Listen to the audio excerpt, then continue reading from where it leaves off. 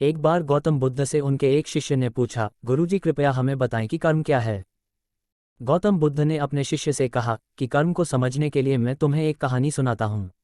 इस कहानी से तुम समझ जाओगे कि कर्म क्या है। बुलंदशहर का राजा घोड़े पर बैठकर अपने राज्य का भ्रमण कर रहा था। चारों तरफ भ्रमण करने के बाद वह एक दुकान के सामने आकर रुक गया। रुकने के बाद राजा ने अपने मंत्री से कहा कि मंत्री जी, मालूम नहीं क्यों लेकिन लगता है कि इस दुकानदार के लिए कल ही फांसी की सजा सुना दूं, इसे मृत्युदंड दे दूं।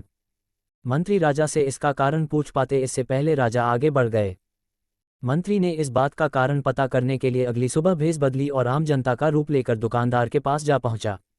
दुकानदार चंदन की लकड़ी बेचने का काम किया करता था। मंत्री ने दुकानदार से पूछा कि उसका काम कैसे चल रहा है। तब दुकानदार ने बताया कि उसका बहुत बुरा हाल है। लोग उसके दुकान पर आते हैं, चंदन को सूंघकर उसकी प्रशंसा करते हैं, लेकिन खरीदता कोई नहीं। मैं सिर्फ इसी इंतजार में बैठा हूं कि कब हमारे राज्य के राजा की मृत्यु हो और उनके अंत्येष्टि में मुझसे बहुत सारे चंदन की लकड़ी खरीदी जाएगी और शायद वहां से मेरे व्यापार में बढ़ोतरी होनी शुरू हो जाए। मंत्री को सारी बात समझ आ गई कि यही वह नकारात्मक विचार है जिसने राजा के मन को भी नकारात्मक किया। वह मंत्री बहुत बुद्धिमान था। उसने सोचा कि मैं आपसे थोड़ी चंदन की लकड़ियां खरीदना चाहता हूं। ये सुनकर दुकानदार भी खुश हुआ और उसने सोचा कि चलो कुछ तो बिका। उसने चंदन की लकड़ी को कागज से लपेटा और अच्छी तरह पैकिंग करके वह लकड़ी मंत्री को दी।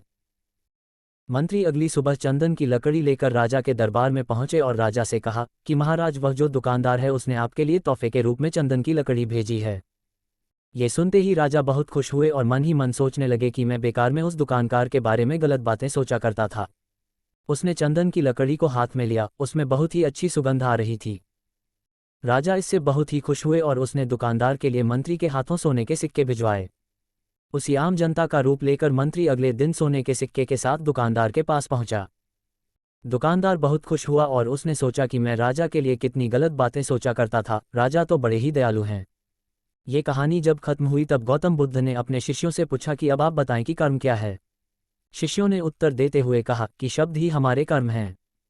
हम जो काम कर रहे हैं वही हमारे कर्म हैं, जो हमारी भावनाएं हैं वही हमारे कर्म हैं।